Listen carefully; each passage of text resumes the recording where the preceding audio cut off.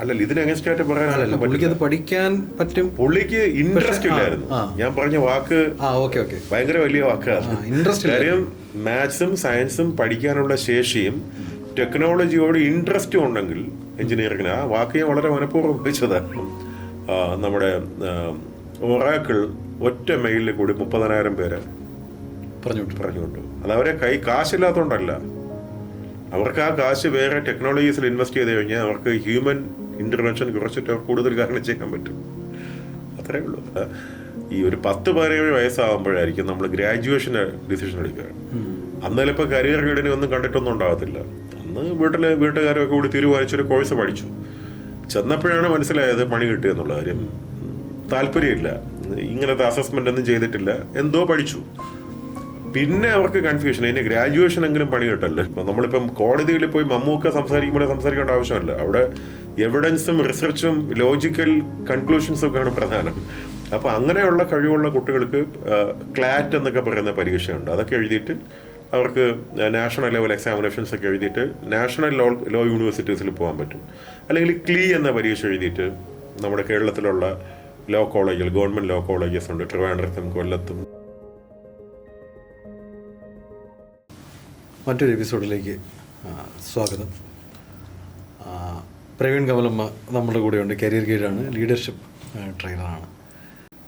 പ്രവീൺ കമലമ്മ +2 കഴിഞ്ഞ് നിൽക്കുന്ന സ്റ്റുഡൻറ്റ്, അല്ലെങ്കിൽ 10ാം ക്ലാസ് കഴിയുമ്പോൾ കുട്ടികൾക്കൊരു കൺഫ്യൂഷനുണ്ട്, എന്ത് പഠിക്കണം, എന്ത് പഠിച്ചാൽ നമുക്ക് ജീവിത വിജയം നേടാൻ പറ്റും എന്നുള്ള കാര്യം. അവിടെ ഒരു ഡയലമ എപ്പോഴും എല്ലാ വീടുകളിലും ഇതൊരു വലിയ ചർച്ചയായിട്ട് മാറാറുണ്ട്. പ്രവീൺ കമലമ്മയ്ക്ക് വീണ്ടും ഒരു 17 വയസ്സ് 16 വയസ്സ് +2 10ാം ക്ലാസ്സിലോ നിൽക്കുകയാണെങ്കിൽ എങ്ങനെയായിരിക്കും പ്രവീൺ ഇപ്പോഴത്തെ ഒരു നോളജ് വെച്ചിട്ട് കരിയറിനെ ഗൈഡ് ചെയ്യുക? ഞാൻ എന്ത് പഠിക്കുമെന്നോ? അതെ അതെ അതെ അതെ അതെ ഞാൻ ചിലപ്പോൾ സ്പിരിച്വാലിറ്റിയും ഫിലോസഫിയൊക്കെ ആയിരിക്കും പേഴ്സണലി പഠിക്കുന്നത്. പിന്നെ ജോലിയൊക്കെ വേണമെന്ന് ആഗ്രഹം ഉണ്ടെങ്കിൽ വല്ല അനലിറ്റിക്കൽ എക്കണോമിക്സ് വല്ലതും ഒക്കെ പഠിക്കും. മറ്റേത് ചിലപ്പോൾ പെട്ടെന്ന് ഇത് രണ്ടും പഠിക്കാം. എന്ന് വെച്ചാല് അനലിറ്റിക്കൽ എക്കണോമിക്സും കുറച്ച് മാത്തമാറ്റിക്സും ഒക്കെ ഇത്തിരി ബുദ്ധിമുട്ടായിരിക്കും എനിക്ക് എൻ്റെ ഒരു ഇന്റലിജൻസിന്. പക്ഷെ എന്നാലും കൂടുതൽ ജോലി സാധ്യത ഉള്ളതാണ്. പക്ഷെ എൻ്റെ ഒരു ഇൻട്രസ്റ്റ് എന്ന് പറയുന്നതും എൻ്റെ ഒരു സ്കില്ലെന്ന് പറയുന്നതും സ്പിരിച്വാലിറ്റിയും ഫിലോസഫിയും സൈക്കോളജിയൊക്കെ ആയിരിക്കും. അതിപ്പോഴാണ് തിരിച്ചറിയാൻ പറ്റുന്നതാണോ? അത് ഇപ്പോഴേ തിരിച്ചറിഞ്ഞുള്ളൂ. നമുക്ക് തിരിച്ചറിയാൻ പറ്റില്ല. അന്ന് ലൈഫിനകത്ത് എല്ലാ കാര്യങ്ങളും നമ്മൾ life is a learning, unlearning, relearning process till death. ചിലപ്പോൾ ഇനി കുറച്ച് കഴിയുമ്പോൾ ഞാൻ ചിലപ്പോൾ മറ്റെന്തെങ്കിലും കണ്ടുപിടിക്കുമായിരിക്കും. ഇപ്പോഴത്തെ ഒരു ഇൻട്രസ്റ്റ് എന്ന് പറയുന്നത് ഇപ്പം ഞാൻ വായിക്കാൻ ഇഷ്ടപ്പെടുന്നതൊക്കെ ഫിലോസഫിക്കൽ ബുക്കുകളാണ്, സ്പിരിച്വാലിറ്റിയാണ്, സൈക്കോളജിയാണ്. തീർച്ചയായിട്ടും സയൻറ്റിഫിക് ടെമ്പറാമെൻ്റുള്ള എല്ലാ സയൻസുമായിട്ട് കണക്ട് ചെയ്യാനും ഇഷ്ടമാണ്. അങ്ങനത്തെ ഒരു പഠനവും വായനയാണ് എനിക്കിപ്പം ഏറ്റവും അധികം താല്പര്യമുള്ളത്. അപ്പം അതുകൊണ്ട് എനിക്ക് കൂടുതൽ പഠിക്കാൻ ഇഷ്ടം അതായിരിക്കും. പിന്നെ എക്കണോമിക്സ് ഒക്കെ നമുക്ക് വളരെയധികം താല്പര്യമുണ്ട്. ഇപ്പം മുമ്പൊന്നും അങ്ങനെ ഇതിനെപ്പറ്റി അറിയില്ല. കാര്യം എക്കണോമിക്സ് എന്ന് പറയുന്നത് അത്രത്തോളം പ്രധാനപ്പെട്ട ഒരു മേഖലയാണ്.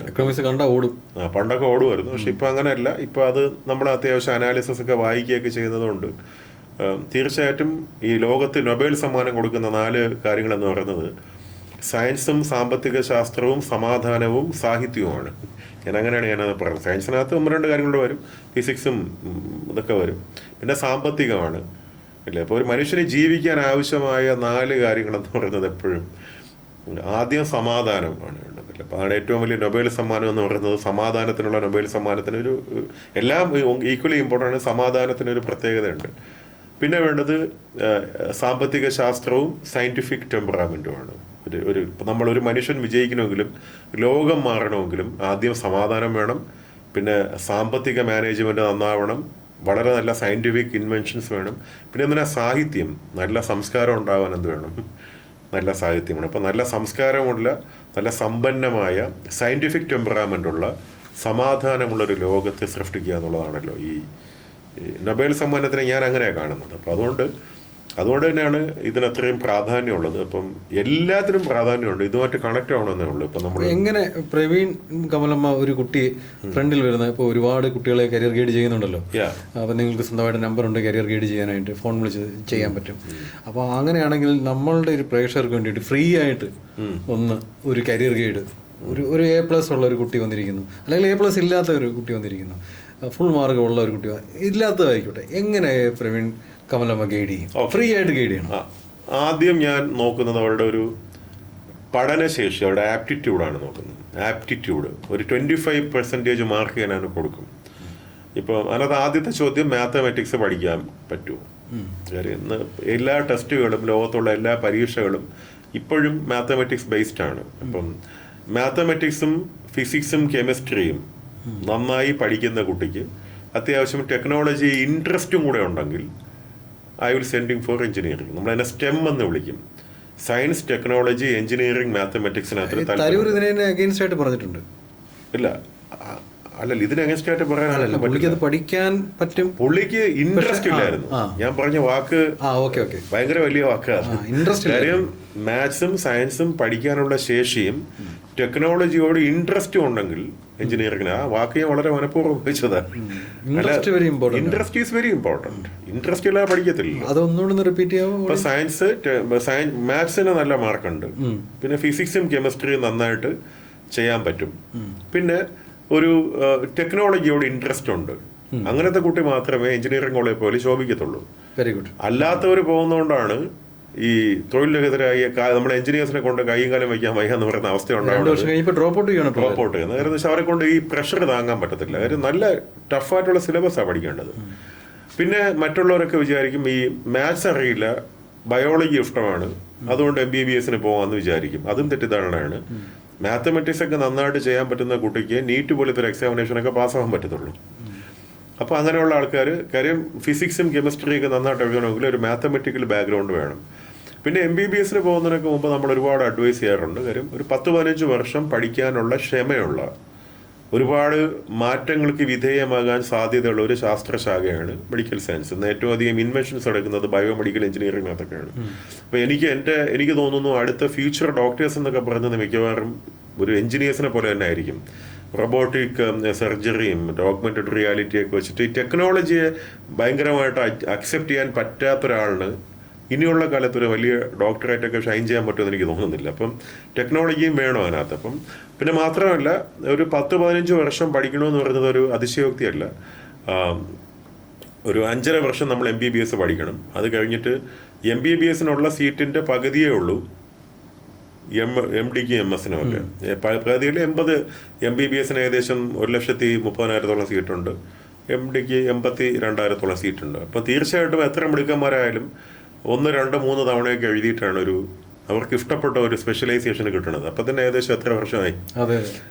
പിന്നെ ഒരു 3 വർഷം അത് പഠിച്ച് പാസ്സായി അത്യാവശ്യം പണി അറിയാവുന്ന ഏതെങ്കിലും മേസ്തിരിയുടെ കൂടെ നിന്ന് പണിയൊക്കെ പഠിച്ച് 4 പുത്തനുണ്ടാക്കാൻ തുടങ്ങുമ്പോൾ ഒരു 35 വയസ്സൊക്കെ കഴിയും. അത്രയും ക്ഷമയുള്ളവർ മാത്രം പഠിക്കേണ്ട കാര്യമാണ് MBBS. സ്റ്റെം അല്ല, ഇതിന് വേണ്ടത് പഠനശേഷി വേണം. ഇപ്പം സയൻസ് പഠിക്കാൻ ഭയങ്കര ലേണിംഗ് എബിലിറ്റി ഉള്ള കൂട്ടുകാരിക്കണം MBBS പഠിക്കുന്നത്. ഒരുപാട് പഠിക്കാൻ പഠനശേഷി വേണം. നല്ല പഠനശേഷി വേണം, നല്ല മാർക്ക് വേണം. ഇൻട്രസ്റ്റ് എന്ന് വെച്ചാൽ ഒരു സോഷ്യൽ ഇൻട്രസ്റ്റ് ഉണ്ടായിരിക്കണം, അല്ലെങ്കിൽ ഡോക്ടർ ആകാനുള്ള പാഷൻ ഉണ്ടായിരിക്കണം. പിന്നെ ഇത്രത്തോളം ക്ഷമയോടുകൂടി ഒരു ശാസ്ത്രം പഠിച്ച് ഒരു നല്ല കരിയർ ബിൽഡ് ചെയ്യാനുള്ള ക്ഷമ ഉണ്ടായിരിക്കണം. അതിനുള്ള സാമ്പത്തിക ശേഷിയും വേണം. എവിടെ നിന്നെങ്കിലും ഉണ്ടാവണമല്ലോ. ഈ ബിടെക് ഡ്രോപ്പ് ഔട്ടുകൾ ഉണ്ടാവുന്നുണ്ട്. MBBS ഡ്രോപ്പ് ഔട്ടുകൾ ഉണ്ടാവാറുണ്ടോ? MBBS പോയിട്ടും അത് കുറച്ചാണ്, അപൂർവമായിട്ടേ ഉണ്ടാവാറുള്ളൂ. കാര്യം അവരങ്ങ് കംപ്ലീറ്റ് ചെയ്യാറുണ്ട് മിക്കവാറും കുട്ടികൾ. അപ്പം ഞാൻ എപ്പോഴും പറയും, you should have a lot of patience to get some patience. അല്ലാതെ MBBS പഠിക്കുക, അതാണ് MBBS-ൻ്റെ. പിന്നെ നല്ല വായനാശീലമൊക്കെയുള്ള, അത്യാവശ്യം ഡിബേറ്റിങ്ങും അങ്ങനെയുള്ള കഴിവുമൊക്കെയുള്ള, ഒരു സോഷ്യൽ ഇൻ്റലിജൻസ് ഒക്കെയുള്ള കുട്ടികളാണെങ്കിൽ ഞാൻ ഏറ്റവും അധികം പ്രിഫർ ചെയ്യുന്ന ഒരു കരിയർ ചോയ്സ് എന്ന് പറയുന്നത് ലോ ആയിരിക്കും. ലോയ്ക്ക് നമ്മൾ എന്ത് പഠിക്കാനും നാഷണൽ ലെവൽ ഇൻസ്റ്റിറ്റ്യൂട്ട്സും ഉണ്ട്, സ്റ്റേറ്റ് ലെവലുണ്ട്, പിന്നെ പഞ്ചായത്ത് ലെവൽ, വാർഡ് ലെവലൊക്കെ ഉണ്ട്. ഇപ്പം നമ്മൾ പഠിക്കുന്ന സ്ഥാപനത്തിൻ്റെ ക്വാളിറ്റി നല്ലതാണെങ്കിൽ നമ്മൾ എന്ത് പഠിച്ചാലും നല്ലതായിരിക്കും. അപ്പോൾ വളരെയധികം നല്ല കമ്മ്യൂണിക്കേഷൻസ് ഇതൊന്നും വേണമെന്നില്ല കേട്ടോ. ഇപ്പം നമ്മളിപ്പം കോടതിയിൽ പോയി മമ്മൂക്ക സംസാരിക്കുമ്പോൾ സംസാരിക്കേണ്ട ആവശ്യമില്ല. അവിടെ എവിഡൻസും റിസർച്ചും ലോജിക്കൽ കൺക്ലൂഷൻസും ഒക്കെയാണ് പ്രധാനം. അപ്പോൾ അങ്ങനെയുള്ള കഴിവുള്ള കുട്ടികൾക്ക് ക്ലാറ്റ് എന്നൊക്കെ പറയുന്ന പരീക്ഷയുണ്ട്. അതൊക്കെ എഴുതിയിട്ട് അവർക്ക് നാഷണൽ ലെവൽ എക്സാമിനേഷൻസ് ഒക്കെ എഴുതിയിട്ട് നാഷണൽ ലോ യൂണിവേഴ്സിറ്റീസിൽ പോകാൻ പറ്റും. അല്ലെങ്കിൽ CLE എന്ന പരീക്ഷ എഴുതിയിട്ട് നമ്മുടെ കേരളത്തിലുള്ള ലോ കോളേജുകൾ, ഗവൺമെൻറ് ലോ കോളേജസ് ഉണ്ട് ട്രിവാൻഡ്രത്തും കൊല്ലത്തും. ഇവിടെ കൊല്ലത്തല്ല, ട്രിവാൻഡ്രത്തും കൊച്ചിയിലും കോഴിക്കോടും ഒക്കെ ലോ കോളേജസ് ഉണ്ട്. അവിടെ പഠിക്കും. ലോ പഠിക്കാനായിട്ട് അപ്പോൾ നമ്മൾ ബേസിക്കലി +2 ഹ്യൂമാനിറ്റീസിലേക്ക് മൂവ് ചെയ്യണം. വേണ്ട, എനി സ്ട്രീം എഞ്ചിനീയറിങ്ങും MBBS ഒക്കെ പോകാൻ വേണ്ടിയിട്ട് മാത്രമാണ് സയൻസ് വേണ്ടത്. അല്ലാതെ ഈ സയൻസ് പഠിക്കുന്ന കുട്ടിക്കും ഹ്യൂമാനിറ്റീസ് എല്ലാ കുട്ടികൾക്കും ലോ ഒക്കെ പഠിക്കാം. ലോ പഠിക്കാൻ അങ്ങനെ any higher secondary student can go for it എന്നുള്ളത്. പക്ഷെ അത് ഈ ക്ലാറ്റൊന്നും അത്ര എളുപ്പമുള്ള പരീക്ഷയൊന്നുമല്ല. അവിടെയും മാത്തമെറ്റിക്കൽ ഇൻ്റലിജൻസും ഈ മാത്തമെറ്റിക്കൽ ഇൻ്റലിജൻസ് ടെസ്റ്റ് ചെയ്യുന്നത് IQ ടെസ്റ്റാണ്. ഇപ്പോൾ ഒരു കുട്ടിക്ക് കണക്ക് അത്യാവശ്യം നന്നായിട്ട് ചെയ്യാൻ പറ്റും എന്ന് പറഞ്ഞാൽ ഒരു പ്രോബ്ലം സോൾവിങ് ബ്രെയിൻ ഉണ്ടെന്നുള്ളതാണ് ഒരു സയൻറ്റിഫിക് അനാലിസിസ്. പിന്നെ logical thinking, data interpretation questions ഉണ്ട്. ഈ ഒരു നമ്മൾ പണ്ട് മറ്റേ ഈ ബ്ലഡ് റിലേഷൻസും എൻ്റെ അച്ഛൻ്റെ നാത്തൂനെൻ്റെ പെങ്ങളുടെ മോൻ ആണെങ്കിൽ നീ നിന്റെ ആരാന്നൊക്കെ ചോദിക്കുന്ന ചോദ്യമില്ലേ, അങ്ങനത്തെ ചോദ്യങ്ങൾ. പിന്നെ ഈ പാറ്റേൺ തിങ്കിങ് ക്വസ്റ്റ്യൻസ് ഒക്കെ ഉണ്ടല്ലോ. അപ്പോൾ അതൊക്കെ ചെയ്യാൻ കഴിയുന്ന ആൾക്ക് ഒരു സ്ട്രക്ചേർഡ് തിങ്കിങ്, ഒരു പാറ്റേൺ തിങ്കിങ് ബ്രെയിൻ ഉണ്ടെന്നുള്ളതാണ്. പിന്നെ വലിയ പാസേജസ് കൊടുത്തിട്ട് റീഡിങ് കോംപ്രഹെൻഷൻ എന്ന് പറയും. ഒരു പാസേജ് വായിച്ചിട്ട് അത് കോംപ്രഹെൻഡ് ചെയ്യുക എന്ന് വെച്ചാൽ അത് വളരെയധികം ക്വിക്ക് ലേണിംഗ് എബിലിറ്റി ഉള്ള ആൾക്കാർക്ക് ചെയ്യാൻ പറ്റുന്ന കാര്യമാണ്. ഒരു അഡ്വക്കേറ്റിൻ്റെയൊക്കെ ഏറ്റവും വലിയ ചലഞ്ച് എന്ന് പറയുന്നത് have to read a lot. ഒരുപാട് കാര്യങ്ങൾ വായിച്ചിട്ട് വേഗം കോംപ്രഹെൻഡ് ചെയ്ത് കൺക്ലൂഷൻസിലെത്താനുള്ള കഴിവ് വേണം. അപ്പോൾ ഇങ്ങനെയുള്ള ആ പ്രൊഫഷന് വേണ്ടുന്ന സ്കില്ലുകൾ ഉണ്ടോ എന്ന് അനലൈസ് ചെയ്യുന്നതാണ് മിക്കവാറും. ഈ പ്രവീൺ ഭായ് ഈ എഞ്ചിനീയറിംഗിൻ്റെയും MBBSൻ്റെയും പ്രവീൺ കമലമ്മ എങ്ങനെ അനലൈസ് ചെയ്യുമെന്ന് പറഞ്ഞു, എങ്ങനെ അവരെ ഗൈഡ് ചെയ്യുന്നു. അപ്പോൾ ഒരു കുട്ടിയെ ഗൈഡ് ചെയ്തുകൊണ്ടിരിക്കുന്നതിൻ്റെ ഇടയിൽ ഇവർ ഹ്യൂമാനിറ്റീസ് പഠിച്ചാൽ മതി എന്നുള്ളത് എങ്ങനെ ഗൈഡ് ചെയ്യും? അല്ലെങ്കിൽ കൊമേഴ്സ്, ഹ്യൂമാനിറ്റീസിൻ്റെ ആദ്യം പറയും. ഒന്ന് ഇപ്പോൾ നേരത്തെ ഇപ്പൊ നമ്മൾ ഒരു ഹയർ തിങ്കിങ് ഉള്ള ഒരു കുട്ടിയാണ്, നന്നായി പഠിക്കും, പക്ഷെ ഹ്യൂമാനിറ്റീസ് പഠിച്ചാൽ മതി. അതെങ്ങനെ നിങ്ങൾ എങ്ങനെ തിരിച്ചറിയും? ഇല്ല, ഞാൻ തിരിച്ചറിയുന്ന കുട്ടിയുടെ ഇൻട്രസ്റ്റ് നമ്മൾ നോക്കും. അതിനെന്തൊക്കെ ക്വസ്റ്റ്യൻസ്? അതിനകത്ത് ഞാൻ ചോദിക്കുന്നത് ഒന്ന് വായനാശീലം. പത്രം വായിക്കുമോ? പത്രം വായിക്കുക, അല്ലെങ്കിൽ ബുക്കുകൾ വായിക്കുക, അല്ലെങ്കിൽ ഇപ്പം നമ്മുടെ ഒരു കോളേജ് സ്കൂളിൽ പഠിക്കുന്ന സമയത്ത് ഈ പബ്ലിക് സ്പീക്കിംഗ് ഇഷ്ടമാണോ, അല്ലെങ്കിൽ ഓർഗനൈസിങ് ഒക്കെ ചെയ്യാൻ ഇഷ്ടമാണോ? ഇപ്പോൾ ക്ലാസ് റെപ്രസെൻറ്റേറ്റീവ് ആയിരുന്നോ, അല്ലെങ്കിൽ കുട്ടികളുമായിട്ട് എന്തെങ്കിലുമൊക്കെ ആക്ടിവിറ്റീസ് ഒക്കെ ഓർഗനൈസ് ചെയ്യാൻ ഇഷ്ടമാണോ? അങ്ങനെയൊക്കെയുള്ള കുട്ടികൾ. പിന്നെ ഈ ചില സബ്ജക്റ്റുകളോട് ഒരു കീൻ ഇൻട്രസ്റ്റ് ഉള്ള കുട്ടികളുണ്ട്. ഇപ്പം ആർക്കിയോളജിയോട് ഭയങ്കര ഇഷ്ടമുള്ള കുട്ടി, അല്ലെങ്കിൽ അങ്ങനെയുള്ള ഇഷ്ടവും കൊണ്ട് പഠിക്കുകയും ചെയ്യും.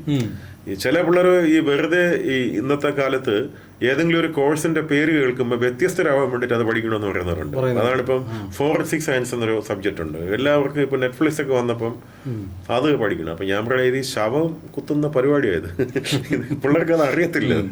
അപ്പൊ എന്നാലും വ്യത്യസ്തമായ എന്തെങ്കിലും പഠിക്കണമെന്നുള്ള ആഗ്രഹം വെച്ചിട്ട് ഫോറൻസിക് സയൻസ് പഠിക്കാം, പക്ഷെ അതിന് കുറച്ച് ആൾക്കാർ മതി.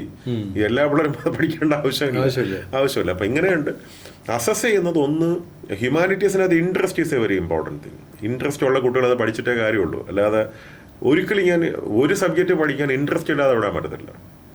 പിന്നെ ചില കുട്ടികളാണ് അപൂർവമായിട്ട് അവർക്ക് അങ്ങനെ പ്രത്യേകിച്ച് ഇൻട്രസ്റ്റ് ഒന്നുമില്ല, അവർക്ക് ലേണിംഗ് എബിലിറ്റി ഉണ്ട്. അപ്പോൾ ഞാൻ നോക്കിയിട്ട് ഒരു കരിയർ ഒക്കെ നോക്കും. അപ്പം ഇപ്പം തീർച്ചയായിട്ടും ടെക്നോളജിക്ക് ഒരുപാട് സാധ്യതയുണ്ട്. ഇപ്പം അത്തരം ആൾക്കാർ മിക്കവാറും അങ്ങോട്ട് പോകുന്നതാണ് നല്ലത്. ഹ്യൂമാനിറ്റീസിനകത്ത് ഇൻട്രസ്റ്റും കൂടി ഉണ്ടെങ്കിൽ അവർ എക്സൽ ചെയ്യത്തുള്ളൂ.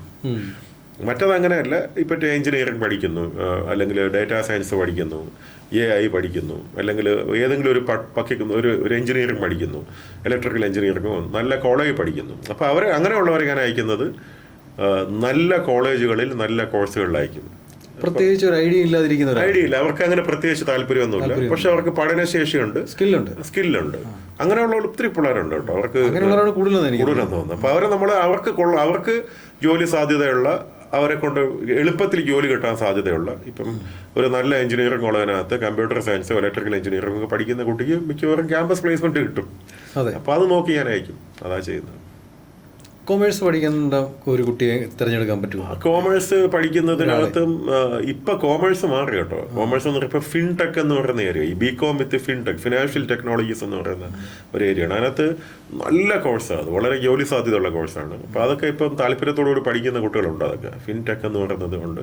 പിന്നെ അപൂർവമായിട്ട് കുറച്ച് പേരൊക്കെയാണ് നമ്മൾ ഈ CAക്കൊക്കെ താല്പര്യമുള്ളവർ പോകുന്നത്. അത് ഒരുപാട് ഡിസിപ്ലിനായിട്ടിരുന്ന് പഠിച്ച് ഭയങ്കര ടഫ് എക്സാമിനേഷൻ അല്ല, പക്ഷെ കുറച്ച് കുത്തിയിരുന്ന് പഠിച്ച പേപ്പറുകൾ. അത് അങ്ങനെയുള്ള ആൾക്കാരെ പ്രവീൺ കമലമ്മ കരിയറിൽ ഇതുവരെ അങ്ങനെ എന്തെങ്കിലും ഒരു കേസ് സ്റ്റഡി ഉണ്ടോ അവരെ തിരഞ്ഞ് കണ്ടുപിടിച്ചിട്ടുണ്ടോ? തീർച്ചയായിട്ടും ഒത്തിരി പിള്ളേരുണ്ടല്ലോ അങ്ങനെ കണ്ടുപിടിച്ചിട്ടുണ്ടോ? അങ്ങനെ കണ്ടുപിടിച്ചതല്ല, നമുക്ക് അവരിപ്പോൾ ചില കുട്ടികളുടെ ഇപ്പം ഈ CA ഒക്കെ ആവണമെങ്കിൽ അത്യാവശ്യം ഡിസിപ്ലിനൊക്കെ ഉള്ള പിള്ളേർക്കേ പറ്റത്തുള്ളൂ. ഈ ഒരുപാട് എഴുതിയും ഒരു ഫയലിംഗ് ഒക്കെ നല്ല കൃത്യമായിട്ട് ചെയ്തൊക്കെ വെക്കാനൊക്കെ പറ്റുന്ന ഒരു കുട്ടികളാണ് അധികവും.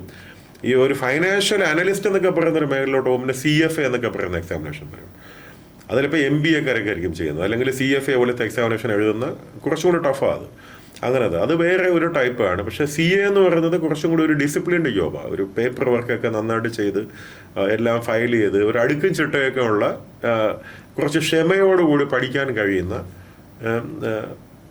അങ്ങനത്തെ ഒരു എൻ്റെ മനസ്സിനകത്തൊരു മാപ്പിംഗ് ഉണ്ട് അങ്ങനത്തെ പിള്ളേർ. അപ്പോൾ അവരോട് നമ്മൾ പറയുകയും അവർക്ക് താല്പര്യം ഉണ്ടെങ്കിൽ മാത്രമേ നമ്മൾ അയക്കത്തുള്ളൂ. താല്പര്യം is a very important thing. അവർക്ക് അതിനോട് ഇൻട്രസ്റ്റ് ഉണ്ടെങ്കിൽ അയക്കത്തുള്ളൂ. ഒരു കരിയർ ഗൈഡായിട്ട് പ്രവീൺ കമലമ്മ ഒരു കുട്ടിയുടെ ഫ്രണ്ട് ഇരിക്കുമ്പോൾ ഇതിലെന്തെങ്കിലും ടെക്നിക്ക് ഉണ്ടോ? എന്തെങ്കിലും ഒരു ക്വസ്റ്റ്യനെയറോ അങ്ങനെ അങ്ങനെ എന്തെങ്കിലും അതെന്തൊക്കെയാണ് പ്രവീൺ കമലമ്മ? ഞാൻ അവരുടെ ആപ്റ്റിറ്റ്യൂഡ് അസസ് ചെയ്യുന്ന കുറെ ക്വസ്റ്റ്യൻസ് ഉണ്ട്.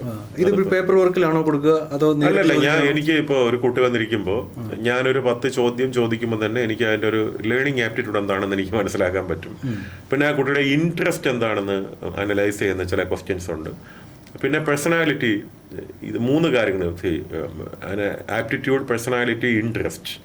ഇതാണ് ഒരു പ്രധാനപ്പെട്ട അസസ്മെന്റ്. പിന്നെ ഇന്നത്തെ ഇൻഡസ്ട്രി, ഇതൊക്കെ പഠിച്ചതുകൊണ്ട് എന്തെങ്കിലും ഫ്യൂച്ചർ ഉണ്ടോ അതുകൂടി ഞാൻ നോക്കും. കാര്യം എന്ന് വെച്ചാൽ എൻ്റെ അടുത്ത് വരുന്ന ഒരാൾ തീർച്ചയായിട്ടും പഠിക്കാനുള്ള ഇൻട്രസ്റ്റ് മാത്രമല്ല അവർക്കൊരു ജോലി സാധ്യത കൂടി നോക്കുമല്ലോ. പിന്നെ ഇൻഡസ്ട്രി നോക്കും. ഇതിനെല്ലാം എനിക്ക് എൻ്റെതായിട്ടുള്ള ക്വസ്റ്റ്യനേഴ്സും കാര്യങ്ങളൊക്കെ ഉണ്ട്. അതൊക്കെ വളരെ എളുപ്പമാണെന്ന്. ഇപ്പം ChatGPT നിനക്ക് എന്ത് ക്വസ്റ്റ്യൻ വേണമെങ്കിലും നമുക്ക് കിട്ടത്തില്ല.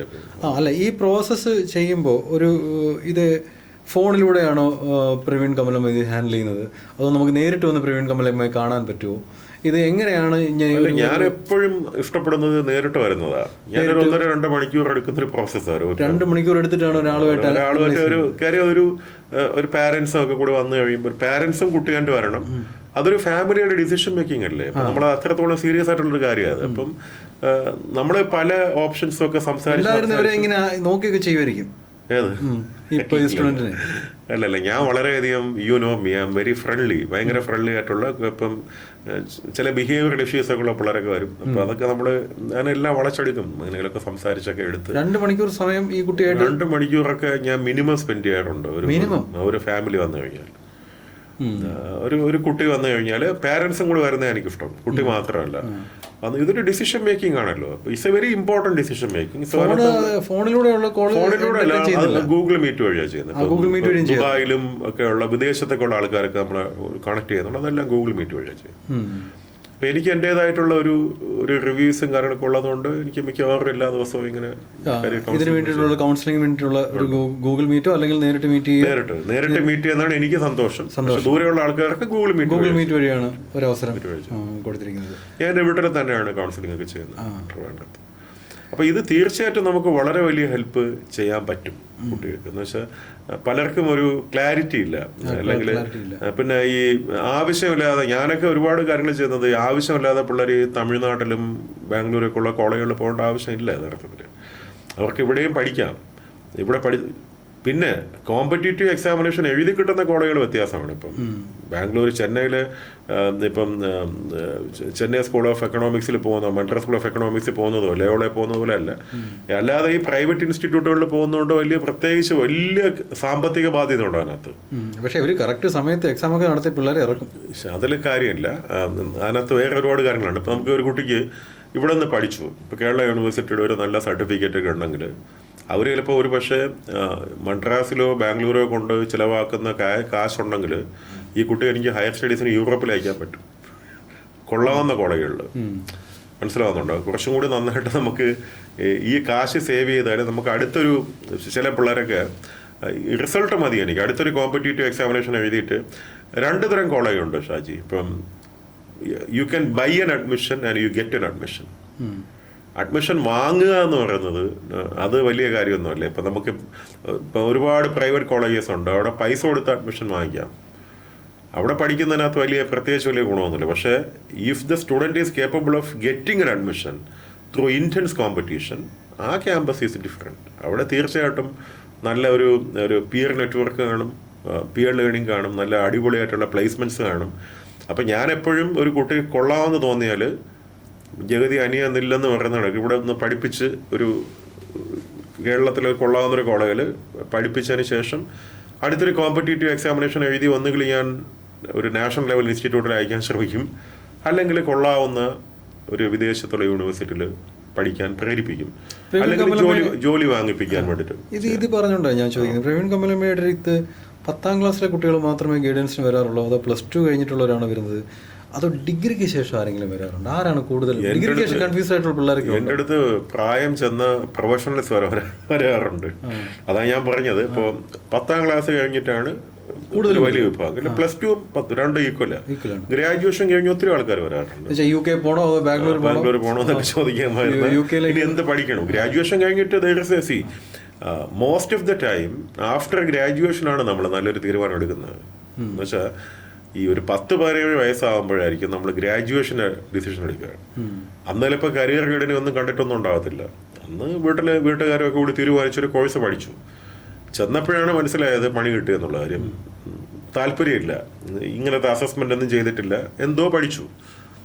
പിന്നെ അവർക്ക് കൺഫ്യൂഷൻ, ഇനി ഗ്രാജുവേഷൻ എങ്കിലും പണി കിട്ടല്ലോ. അപ്പോൾ വരുന്നതിന് ശേഷം പിന്നെ അത് ഏറ്റവും പ്രോപ്പറാട്ടോ. ഇപ്പോൾ നമ്മൾ പലപ്പോഴും നമ്മുടെ കരിയറൊക്കെ പോകുന്ന ഒരു പോസിറ്റീവ് റിയാക്ഷനെ ബേസ് ചെയ്തിട്ടാണ് പോകുന്നത്. ഇപ്പോൾ ഗ്രാജുവേഷൻ കഴിഞ്ഞ് ഒത്തിരി പേര് വരുന്നുണ്ട്. പിന്നെ അല്ലാതെ ഈ 35, 40, 50 വയസ്സായ ആൾക്കാർ വരെ ഈ ചില സമയത്ത് അവർക്കൊരു പകച്ചു നിൽക്കുന്ന അവസരങ്ങൾ, ഒരു ജോലി സുരക്ഷിതത്വം ഇല്ലാതാവുകയോ ഒക്കെ ചെയ്യുന്നൊരു അവസരമൊക്കെ വരാറുണ്ട്. അവരെയൊക്കെ നമുക്ക് പല രീതിയിലും സഹായിക്കാൻ പറ്റും. ഈ IT മേഖലയിൽ ഒരുപാട് ട്രെയിനിങ് നടത്തുന്നുണ്ടല്ലോ. ഈ എബോവ് 40 കഴിഞ്ഞിട്ടുള്ളവർക്ക് ഭയങ്കര പ്രശ്നമാണ് അവിടെ നിൽക്കാൻ. സത്യമാണ്, ഞാൻ അതാ നേരത്തെ പറഞ്ഞത്. അതെ. അപ്പൊ അവരോട് എന്താണ് പ്രവീൺ കമലമ്മയ്ക്ക് പറയാനുള്ളത്? പ്രത്യേകിച്ച് പറഞ്ഞിട്ട് കാര്യമൊന്നുമില്ല. കാര്യമെന്ന് വെച്ചാൽ മീഡിയോക്കർ ആവാൻ പറ്റത്തില്ല. അവരെ മീഡിയോക്കർ ആയി കഴിഞ്ഞാൽ നിൽക്കാൻ പറ്റത്തില്ല. നമുക്കറിയാം ഈ കോർപ്പറേറ്റുകൾക്ക് 5 റേറ്റിംഗ് ഉണ്ട്: outstanding, excellent, very good, satisfactory, need improvement. ഇങ്ങനെയാണല്ലോ അവരുടെ മറ്റേ ഈ അപ്രൈസൽ സിസ്റ്റം. അതിനകത്ത് ഔട്ട്സ്റ്റാൻഡിങ്, എക്സലന്റ് ഒക്കെ ആയാലേ നിൽക്കത്തുള്ളൂ. ബാക്കി വെരി ഗുഡും സാറ്റിസ്ഫാക്ടറിയും വരെ സേഫ് അല്ല. ഇപ്പൊ 5-ന് 5 മാർക്കും കിട്ടുന്നതാണ് ഔട്ട്സ്റ്റാൻഡിങ്, 5 പോയിന്റ്.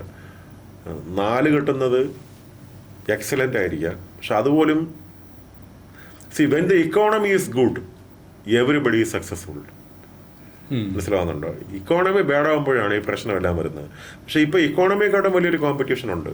ഇപ്പം നമ്മുടെ ഒറാക്കിൾ ഒറ്റ മെയിലിൽ കൂടി 30,000 പേര് പറഞ്ഞുകൊണ്ടു. അത് അവരെ കാശില്ലാത്തതുകൊണ്ടല്ല. അവർക്ക് ആ കാശ് വേറെ ടെക്നോളജീസിൽ ഇൻവെസ്റ്റ് ചെയ്ത് കഴിഞ്ഞാൽ അവർക്ക് ഹ്യൂമൻ ഇന്റർവെൻഷൻ കുറച്ചിട്ട് കൂടുതൽ കാര്യങ്ങൾ ചെയ്യാൻ പറ്റും.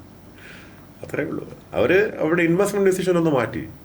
Instead of paying salary to 30,000 people, they can invest that money to another technology.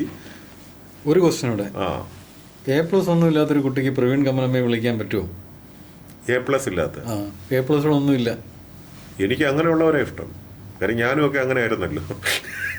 ആത്മാർത്ഥമായിട്ട് പറയുന്നത്, എനിക്ക് സത്യത്തിൽ ഈ പഠിക്കാത്ത നല്ല തലവേദനയുള്ള എങ്കിലും എനിക്കൊരു ത്രില്ലുള്ളൂ അതിനകത്ത്. അല്ലാതെ ഈ പഠിക്കുന്ന പിള്ളേരെയൊക്കെ ഗൈഡ് ചെയ്യുക എന്ന് പറയുന്നത് അത്ര വലിയ ബുദ്ധിമുട്ടൊന്നുമില്ല. നല്ല തലവേദനയുള്ള, പറഞ്ഞാൽ കേൾക്കാത്ത, ബിക്കോസ് നമുക്ക് വളരെ ജെന്യുവൻ ആയിട്ടുള്ള സ്നേഹമുണ്ട് പിള്ളേരുടെ അടുത്ത്. എൻ്റെ അടുത്ത് അവരെല്ലാവരും വളരെയധികം ഹാപ്പി ആയിട്ടാണ് പോകാൻ. എൻ്റെ അനുഭവം അതുകൊണ്ടാണ്. I really like dum. ചിലപ്പോൾ സാമ്പത്തിക ബുദ്ധിമുട്ടൊക്കെ ഉള്ളവർക്ക് സാമ്പത്തിക ബുദ്ധിമുട്ടുള്ളവർക്ക് വിളിക്കാം. കാര്യം എന്ന് വെച്ചാൽ ഞാൻ വളരെ ഓപ്പണായിട്ട് പറയാറുണ്ട് വിളിക്കുമ്പോൾ തന്നെ. ഫീസ് ചോദിക്കുമ്പോൾ ഞാൻ ഫീസ് പറയും. എന്നിട്ട് ഞാൻ തന്നെ പറയും, ഈ ഫീസ് ഇല്ല എന്ന് വെച്ചിട്ട് വരാതിരിക്കണ്ട എന്ന് വെച്ചിട്ട്. എല്ലാവരും അങ്ങനെ വരാനും പാടില്ല, നമുക്കും ജീവിക്കണമല്ലോ. അപ്പം ഒരു ഫീസ് ഇല്ല എന്ന് വെച്ചിട്ട് ഒരു കുട്ടിക്ക് ഞാൻ ഇന്നേ വരെ എൻ്റെ സർവീസ് ഞാൻ കൊടുക്കാതിരുന്നിട്ടില്ല. ഞാൻ അതിനകത്ത് ഒന്നും ചോദിക്കാറുമില്ല അവളുടെ അടുത്ത്.